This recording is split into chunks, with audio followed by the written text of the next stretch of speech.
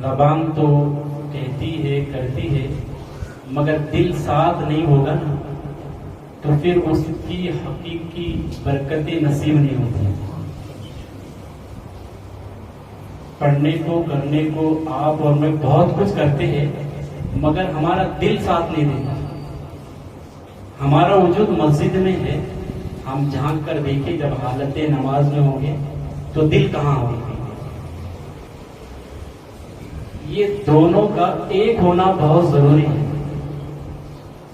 میرے شیخ حضور شہباز دکن علیہ رحمہ، اللہ ان کی قبر پر کروڑوں رحمتوں کا نزول فرمائے، آمین۔ آپ کے یہاں ایک شخص آیا، وہ کہنے لگا کہ حضور بڑا پریشان ہوں، قرضدار ہوں، اور بیٹی کی شادی بھی کرنی ہے، بہت ساری پریشانیاں ہیں، کہ آپ کچھ دعا فرمائیں، کچھ عمل دے دیں۔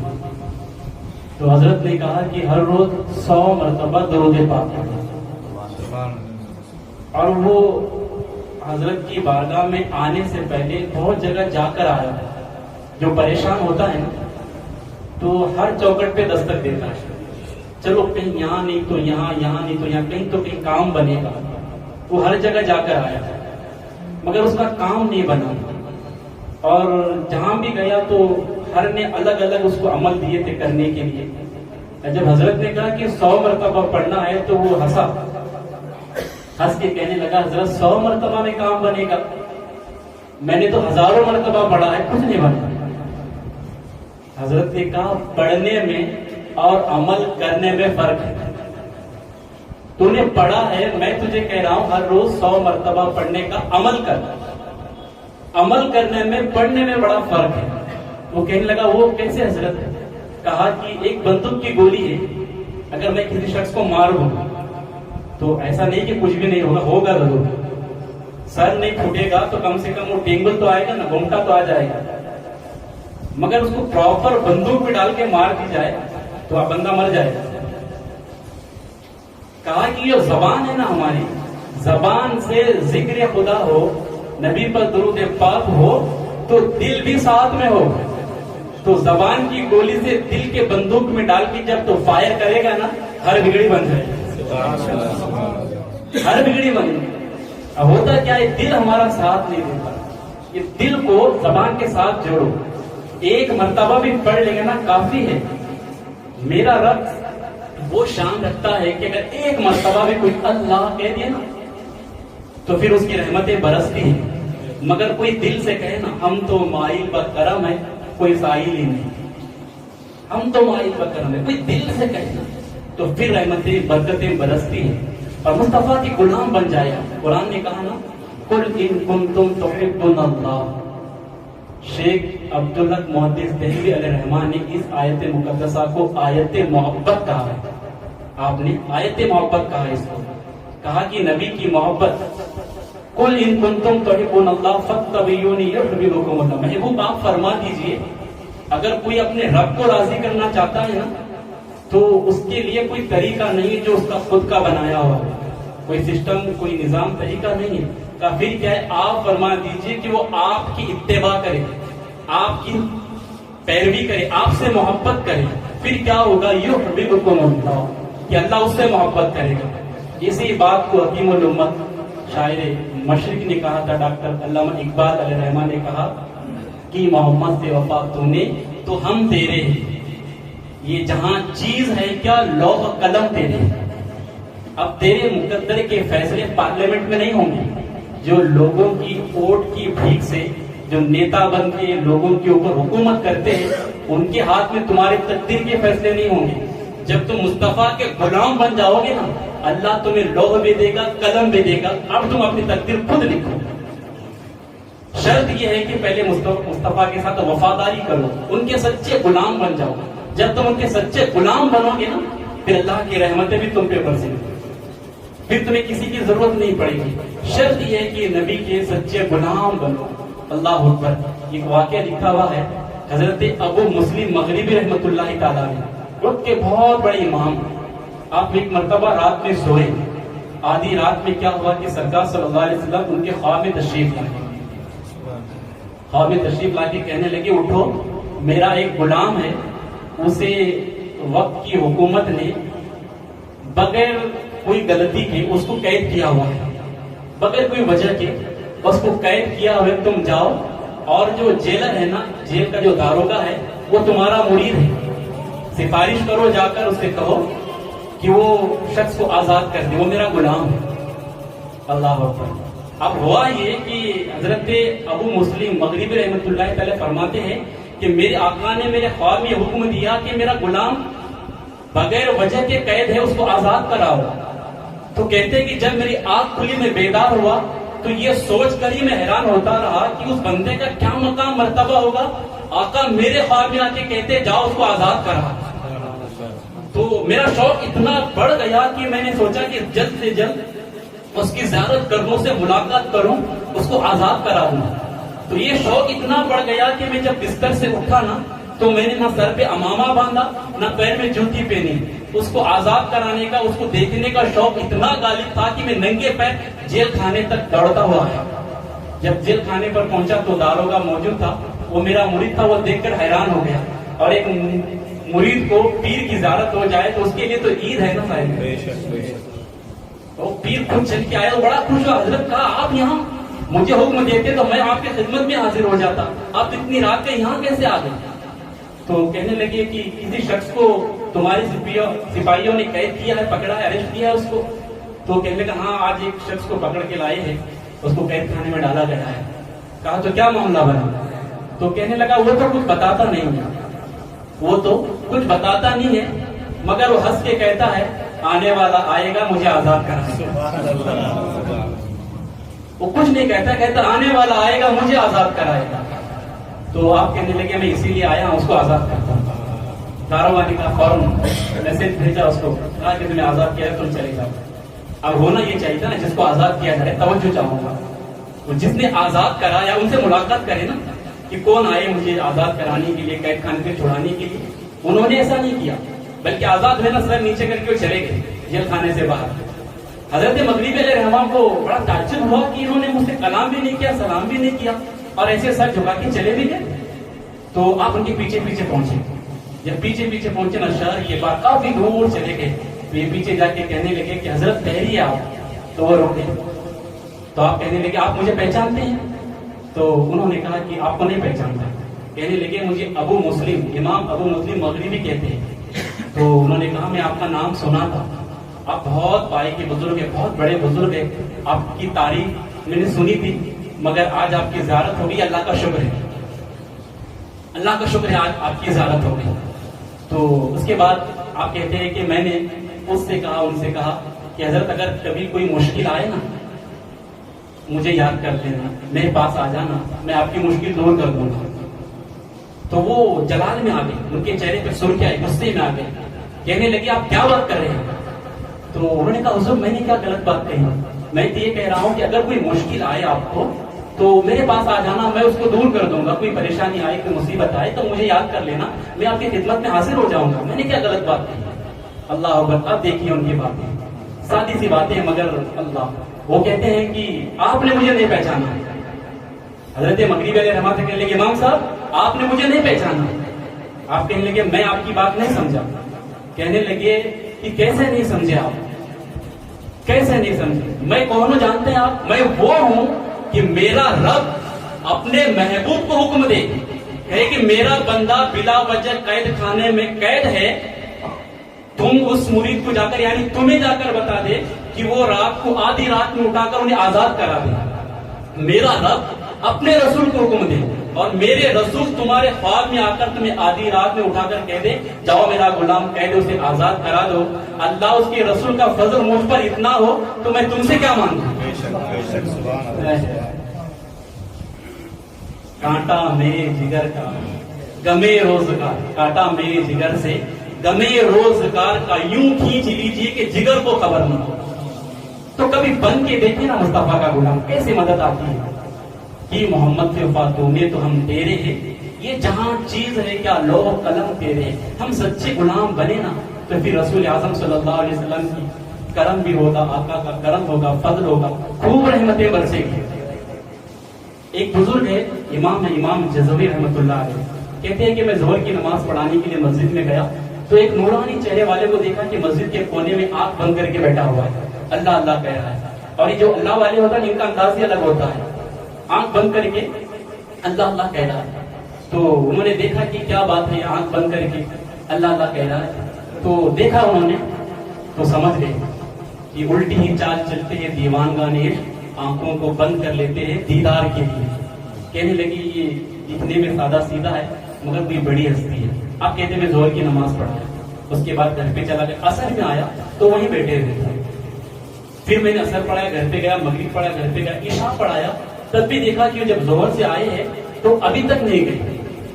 اور اتفاق ایسا تھا کہ عشاء کے بعد بادشاہ کے محل میں میلاد کی محفل تھی صلی اللہ تعالی علیہ وسلم۔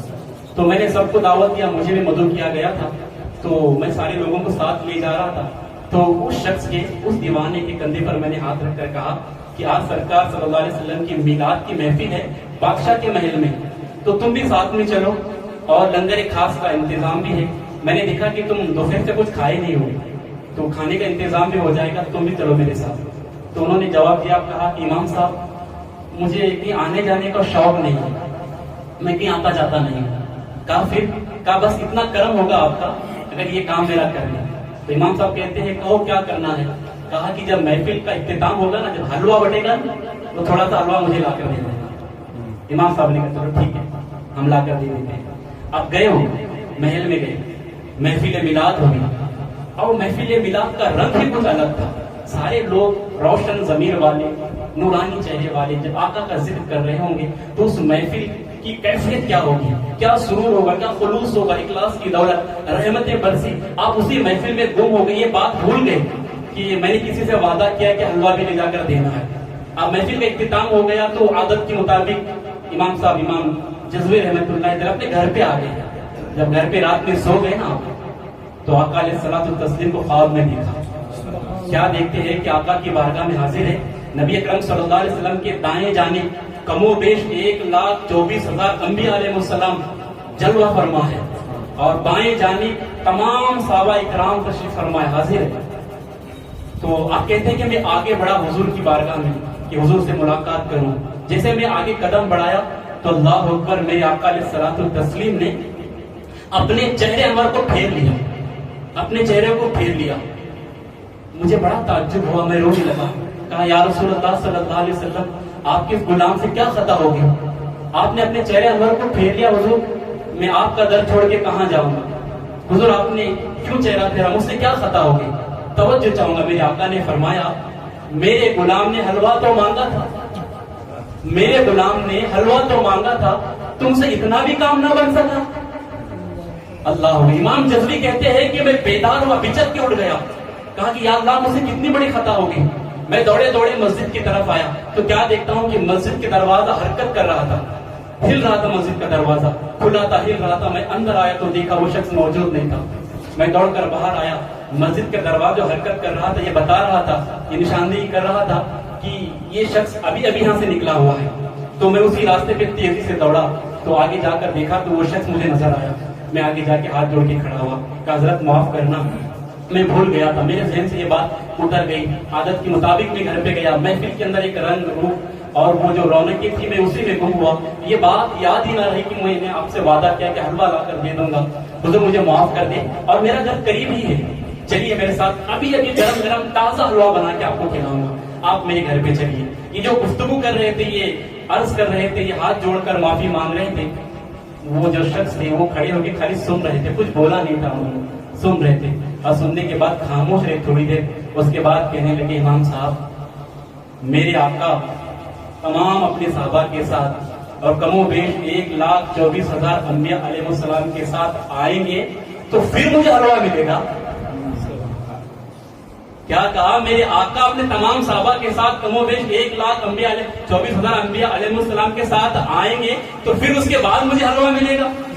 اللہ اکبر، یہ اللہ والے ہیں، ان کی کس طرح تعلق نبی سے جوڑے ہوئے تھے۔ اسی لیے علامہ اقبال نے کہا تھا نا، وہ تھے تو آبا ہماری تمہاری، وہ تھے تو آبا تمہارے ہی کہ تم کیا ہو. یہ بزرگ ہمارے ہی بزرگ تھے نا, ان کی شان تھی, وہ کیسے لو لگائی تھی انہوں نے, کیسی محبت کا تار جوڑا تھا. کہا کہ وہ تھے تو آبا تمہارے ہی مگر تم کیا ہو, ہاتھ پر ہاتھ دھرے منتظر فردا ہو. تو شب رسالت کے پروانوں ضرورت آج اسی بات کی ہے, اپنے رشتوں کو نبی کی غلامی سے جوڑو, محبت پیدا کرو, اور پھر جب ان سے مضبوطی سے جڑ جاؤ گے نا, آپ کا ہر کام بنے گا, ہر بگڑی بنے گی. پھر جب غلامی مصطفیٰ میں آپ زندگی بسر کریں گے نا, اللہ کی رحمتیں بھی برسے گی, اور پھر یہ ہوگا کہ خودی کو کر بلند اتنا کہ ہر تقدیر سے پہلے خدا بندے سے خود پوچھے.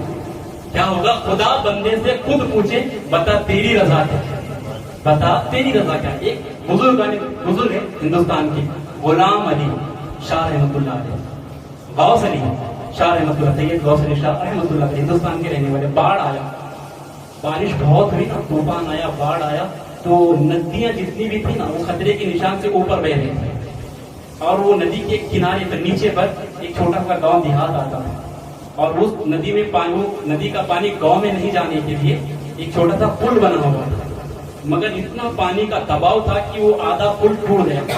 قریب تھا کہ ابھی پانی گاؤں کے اندر گھس جاتا, تو سارے گاؤں والے عقیدت مند تھے, حضرت کی بارگاہ میں حاضر تھے, غوث علی شاہ رحمۃ اللہ علیہ کی بارگاہ میں حاضر ہے. کہنے لگے حضرت دراصل بات ایسی ہے کہ پانی اتنا آیا, پانی پہ زور کس کا ہوگا, پانی پہ زور کس کا چلتا.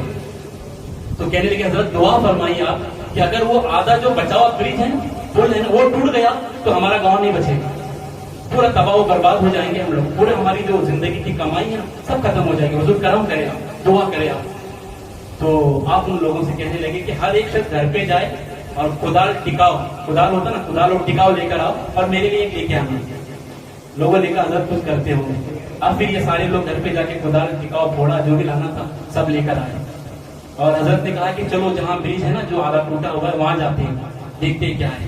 تو آدھا ٹوٹ چکا تھا, پانی بہ رہا تھا, اور قریب تھا کہ وہ آدھا گر جاتا اور پورا پانی گاؤں کو بہا لے جاتا. تو حضرت نے اس کدال کو اٹھایا اور بسم اللہ کر کے بچے ہوئے آدھے پل کو توڑنے لگے. گاؤں والے حیران ہو گئے, کہنے لگے حضرت کیا ہو گیا آپ کو, ہم اس لیے آپ کے پاس آئے تھے کہ گاؤں میں پانی آ رہا ہے, آپ اس کو روکے, کچھ دعا کریں, انتظام کریں. آپ نے تو اور آسان کام کر دیا, اب روکنے کی طاقت نہیں تھی. سارے لوگ انتظار میں گھر پہ چڑھ گئے, چھتوں پہ چڑھ گئے. کہا کہ بس ابھی آدھے گھنٹے کے اندر پانی آئے گا اور ہم یہ مناظر دیکھیں گے, ہمارا گاؤں پورا بہہ کے جائے گا, کچھ بچے گا, ہم کنگال ہو جائیں گے. سارے لوگ چھتوں پہ چڑھ گئے, پانی اب آئے گا. 1 گھنٹہ ہوگا, 2 گھنٹے ہو گئے, 3 گھنٹے ہو گئے, 4 گھنٹے ہو گئے, پانی آنے کا نام ہی نہیں لیتا. گاؤں والے کہ آخر ہوا کیا, پانی کہاں چلا گیا. سارے چھتوں سے اتر کے آئے, اس پل کے پاس آ کر دیکھتے ہیں کہ حضرت غوث علی شاہ رحمۃ اللہ تعالیٰ علیہ وہاں پہ کھڑے ہیں, اور پانی کئی کلومیٹر پیچھے چلا گیا ہے, کئی کلومیٹر پیچھے کھسک گیا ہے پانی. سارے گاؤں والے کہنے لگے حضرت یہ کون سا راز ہے کہ قریب تھا کہ پانی گاؤں کو بہا لے جاتا, یہ پیچھے کیسے سڑک گیا. کہنے لگی جب یہ راز کی بات ہے تو اسے راز ہی رہنے دو, یہ راز کی بات ہے نا تو اس کو راز ہی رہنے دو. تو کسی مرید نے کہا حضور بتائیے ذرا دل کو خوشی حاصل ہو. تو آپ کہنے لگے دیکھو جیسے آپ نے میرے پاس آئے نا, کہا کہ ہماری مرضی یہ ہے کہ پانی گاؤں میں نہ آئے, یہ ندی کا پانی گاؤں میں آئے گا نقصان ہوگا. تو یہ میری مرضی تھی کہ یا اللہ پانی گاؤں میں نہ آئے, اور میں نے برج کو دیکھا, اگر پل کو دیکھا تو اللہ کی مرضی تھی کہ پانی گاؤں میں جائے. میں نے کہا مالک میری مرضی ہے کہ پانی گاؤں میں نہ آئے, اور یہ تیرا ارادہ ہے, یہ تیری مرضی ہے کہ پانی گاؤں میں آئے, تو میں نے اپنی مرضی کو تیری مرضی پہ قربان کر دیا. اب میں یہ نہیں کہوں گا کہ پانی گاؤں میں نہ آئے, بلکہ یہ برج ٹوٹے گا تو پانی آئے گا تو تیرے کاموں میں اور جلدی ہو جائے, اس لیے میں نے وہ بھی کام پورا کرا, توڑنا شروع کر دیا برج. عرب نے کہا کہ بندے تو بندہ ہو کر میری مرضی پہ راضی ہے, میں تو تیرا خدا ہوں, میں تو تیرا خدا ہوں, میں تیری مرضی پوری کر دیتا ہوں. اس لیے پانی پورے پیچھے ہٹ گیا. خودی کو کر بلند اتنا کہ ہر تقدیر سے پہلے خدا خود بندے سے پوچھے بتا تیری رضا کیا ہے, تو اللہ کی مرضی پہ راضی ہو جائے, اس کو راضی کرنے والا کام کرے, ہر کام بنے. ایک بار درود پاک پڑھ لیں.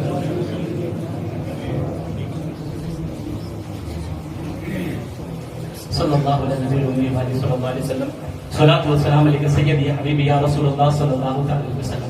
شب رسالت کے پروان وہ یقین پیدا کرنا اللہ کی ذات پر, اور اپنے تمام معاملات کو اللہ کے حوالے کر دیا, اپنی زندگی کو اللہ کے فرامین کے مطابق، رسول کے سنت کے مطابق گزاریں، تو پھر دیکھیں آپ کا ہر کام بنے گا، آپ کی ہر مرضی پوری ہوگی۔ آج جو نقصانات ہیں نا ہمارے، کیونکہ ہماری زبان اور دل کا رابطہ نہیں ہے، زبان پہ ایک ہے، دل میں ایک ہوا کرتا ہے، اس کو جوڑے اور اللہ کی ذات پر مکمل یقین رکھے کہ آپ کے آنکھوں کے سامنے تمام پردے اٹھا دیے جائیں گے، پھر آپ کو بڑی راحت ملے گی، بڑا سکون ملے گا، بڑا اطمینان ملے گا۔ آپ ایک نام سنے ہوں گے، عبداللہ بن زبیر۔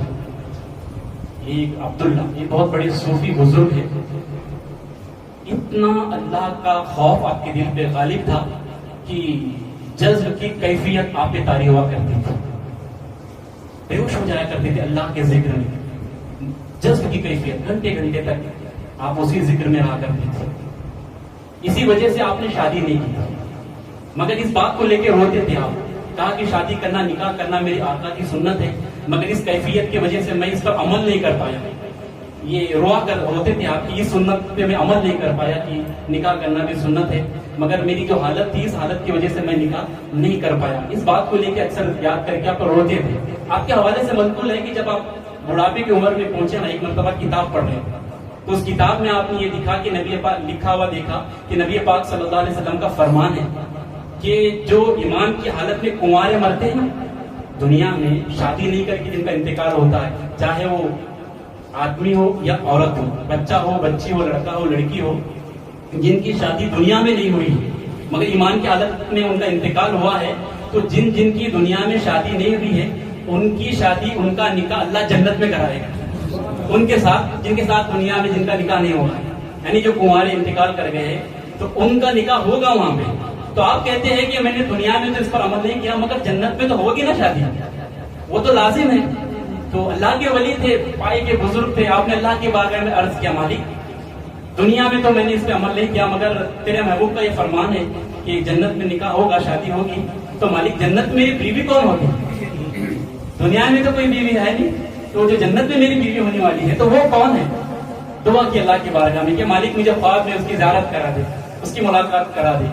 تو پہلے دن دعا کی، سو گئے آپ، دعا قبول نہیں ہوئی، دوسرے دن پھر رو کے دعا کی، پھر دوسرے دن بھی قبول نہیں ہوئی۔ جب تیسرا دن آیا نا تو آپ کیا دیکھتے ہیں کہ ایک خواب میں سیاہ فام عورت آئی، کالے رنگ کی عورت، اور وہ آ کے کہنے لگی ہے کہ میرا نام میمونہ ولید ہے اور میں بصرہ کی رہنے والی ہوں، میں بصرہ کے رہنے، آپ سمجھ گئے کہ یہ میری بیوی ہے۔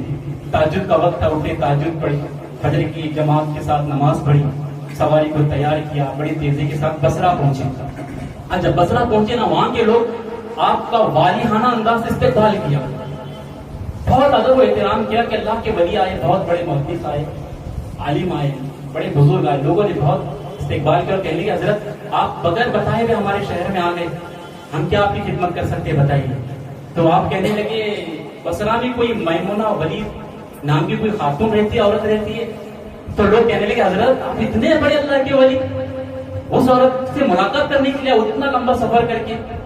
تو کہنے لگے اسے کیا ہو گیا؟ کہنے لگے حضرت وہ پاگل ہے، وہ دیوانی ہے، وہ پاگل ہے، دیوانی، لوگ اس کو پتھر مارتے ہیں۔ وہ کہا نا کسی نے، سنگ ہر شخص نے اپنے ہاتھوں میں اٹھا رکھا ہے، سنگ کہتے ہیں پتھر کو، سنگ اپنے ہاتھوں میں، سنگ ہر شخص نے اپنے ہاتھوں میں اٹھا رکھا ہے، جب سے تو نے مجھے دیوانہ بنا رکھا ہے۔ تو اللہ کی محبت میں دیوانی میں ہوتا یہ ہے کہ حضرت وہ جب کوئی ہنستا ہے نا اس کے سامنے روتی ہے، اگر کوئی روتا ہے نا اس کے سامنے وہ ہنستی ہے، اس لیے لوگ اس کو پتھر مارتے ہیں۔ مگر ایک بات ہے حضور کہ وہ ہماری بکریاں اجرت پہ چراتی ہیں، مزدوری لے کر ہماری بکریاں چراتی ہے، مگر تعجب والی بات یہ ہے کہ وہ مزدوری پوری لیتی ہے مگر اپنے پر پورا خرچ نہیں کرتی، چند سکے لیتی ہے اور باقی سب غریبوں میں، مساکینوں میں، یتیموں میں، بیواؤں میں، اللہ کے راہ میں خرچ کرتی ہے۔ آپ نے کہا مجھے اس سے ملاقات کرنی ہے، کہنے لگے حضرت وہ بڑے گھنے جنگل میں گئی ہوئی، بھیانک جنگل ہے، گئی ہوئی، وہ اثر میں آئے گی نا تب ملاقات کر لیجیے آپ۔ تو آپ کہنے لگے کہ اثر تک کون زندہ رہے گا، اس کی کیا گارنٹی ہے، مجھے بتاؤ میں اس سے ملاقات کروں گا۔ کہنے لگے حضرت یہ بڑا گھنا جنگل ہے تو کیسے جائیں گے آپ؟ کہا کہ کس سائڈ گئی ہو بتاؤ مجھے، تو انہوں نے بتایا۔ تو آپ کہتے ہیں کہ میں جب جنگل کی طرف چلا نا، اللہ اکبر، شیر، چیتے، بھیڑ، ان کا ڈھیر لگا ہوا ہے، کثرت ہے ان کی، اور حشرات الارض، سانپ، بچھو، نہ جانے کتنے بڑے بڑے پڑے ہوئے، آپ کہنے لگے یہ عورت بڑی ہمت والی ہے نا کہ یہاں پر پیر رکھنا بڑا مشکل ہے، خطرے سے خالی نہیں، اور یہ بکریاں چلاتی ہیں یہاں پر. تو آپ نے دیکھا کہ اور دور گئے تو کیا دیکھتے ہیں کہ بکریاں نظر آئی آپ کو. مگر تعجب والی دو باتیں آپ نے دیکھی. وہاں کیا دیکھتے ہیں کہ بکریاں تو چل رہی ہے مگر چرانے والا کوئی نہیں. جو میمونہ ولید خاتون ہے نا، یہ مصلی بچھا کر نوافل نماز پڑھ رہی ہے. آپ کہنے لگے یہ تو نماز پڑھی، بکریاں کون چلا رہا ہے؟ تو آپ دیکھتے ہیں کہ آگے بڑھ کر دیکھا تو بکریاں چرانے والا کوئی اور نہیں تھا، دو شیر تھے بکریوں کی حفاظت کر رہے تھے. اور یہ بکریاں کبھی وہ ریوڑ سے بھٹک کے جاتی نا تو شیر انہیں آواز دے کر کھاتے نہیں تھے بلکہ بھگا کر واپس ریوڑ میں شامل کر دیتے تھے. یہ دیکھ کر آپ کو بڑا تعجب ہوا، یہ فطرت کے خلاف کام کیسے ہوا؟ سسٹم کے خلاف، نظام کے خلاف کام ہے نا. بکریوں کو کبھی شیر چھوڑیں گے؟ یہ مرغوب غذا ہے، پسندیدہ غذا ہے شیروں کی. بکریوں پر حملہ کریں گے، کھائیں گے ان کو، پیئیں گے، خون پیئیں گے ان کا. مگر یہ ہے کہ وہ بکریاں چل رہی ہیں تو ارد گرد ان کی حفاظت کریں، چلا رہے ہیں.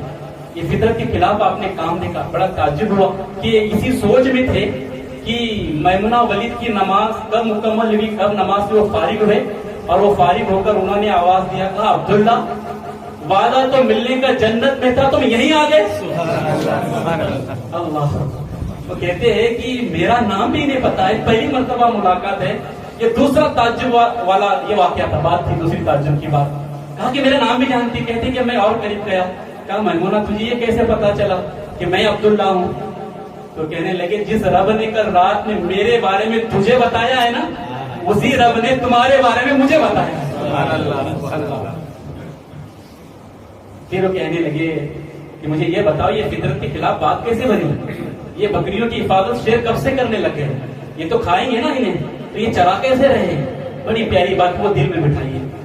آپ نے کہا کہ عبداللہ سنو، جب سے میں میمونہ رب سے صلح کر لی نا، تب سے ہی یہ بکریوں میں اور شیروں میں صلح ہو گئی. کہ تم رب سے صلح کر لو، یہ بکریاں اور ان میں صلح ہو گئی. تو اس لیے ضرورت اسی بات کی ہے کہ آج تک ہم نے رب سے صلح نہیں. کوئی مہمان بلاتا نا، شادیوں میں صرف ایک کارڈ آتا نا، کارڈ، شادی کا کارڈ، پوری فیملی جاتی ہے وہ شادی میں. کہتے نہیں جائیں گے تو وہ ناراض ہو جائیں گے. اور میرے رب کے گھر سے 5 مرتبہ آواز آتی ہے، حیا علی الصلاۃ، حیا علی الفلاح، آؤ کامیابی کی طرف، آؤ کامیابی کی طرف. مگر یہاں پر کوئی نہیں آتا، مسجدیں خالی ہے. ہمیں اللہ کی ناراضگی کا کسی کو احساس نہیں ہے. رشتہ دار ناراض ہوتے ہیں، ان کی فکر ہے. رشتہ دار اگر شادی میں نہیں جائیں گے ناراض ہو جائیں گے، ان کی فکر ہوتی ہے. مگر 5 مرتبہ جب ندا آتی ہے تو 1 مرتبہ تو اٹھ کے آئیں گے. کیا تمہارے لیے صرف جمعہ ہی ہے نماز پڑھنے کے لیے؟ اور وہ بھی صرف 2 رکعت فرض پڑھیں گے آپ؟ سنت موقعہ کون پڑھیں گے؟ یہ کمپلسری ہے نا آپ کے لیے، ضروری ہے نا، پڑھنا ہے نا، موقعہ ہے نا. پھر کیوں نہیں پڑھتے آپ؟ مسجد میں آئے نماز پڑھنے کے لیے. اچھا مجھے بتائیے، جتنے حضرات ہیں وہ صرف فرض پڑھ کے فوراً چلے جاتے ہیں اور مسجد کا ادب بھی نہیں، دھکے دے کر سامنے والے کو ہٹا کے اتنے جلدی جاتے ہیں، ایسا لگتا ہے کہ لاکھوں کا باہر نقصان ہو رہا ہے. اچھا جنہوں نے سنتیں چھوڑ کر باہر جا کر جو بھی کمایا ہے، بتائیے مجھے کتنا کمایا ہے آپ نے؟ اور مجھے ان لوگوں سے بھی گزارش ہے جو لوگ تمام نمازیں پڑھتے، سنتیں بھی پڑھ کے جاتے ہیں، فرض بھی پڑھتے ہیں، تو آپ بتائیے آپ کا نقصان کتنا ہوا؟ کہتے میری جواب جائے گی، میرا یہ جائے گا. سنت نہیں پڑھ کے بھاگ رہے ہیں آپ. کتنا کمایا ہے آپ نے؟ کیا آپ کی پیڑھی در پیڑھی بیٹھ کے کھائے گی؟ کیا آپ لے کر جائیں گے؟ اور ان لوگوں سے پوچھیے جو سنتیں بھی پڑھتے ہیں، سلام بھی پڑھتے ہیں، دعا کر کے مصافحہ کر کے جاتے ہیں، ان کا کتنا نقصان ہوا، ان کا کتنا گھاٹا ہوا؟ کبھی ان سے پوچھ کے دیکھیے آپ. صاحبہ تمہاری سکون کی زندگی ہے ان کی جو پوری مکمل نماز پڑھ کے جاتے ہیں. آپ صرف حاضری لگانے کے لیے آ رہے ہیں. حاضری مت لگاؤ، اس رب کو راضی کرنے کے لیے آؤ. ایک ہی سجدے میں تمہاری ہر پریشانیاں دور ہو جائیں. صرف ہم حاضری لگانے کے ارادے سے آپ لوگ جنازے میں بھی شریک کرتے. غریبوں کے جنازے میں کوئی نہیں جاتا کیونکہ ہمیں واسطہ ہوتا نا جنازوں میں جانے کا.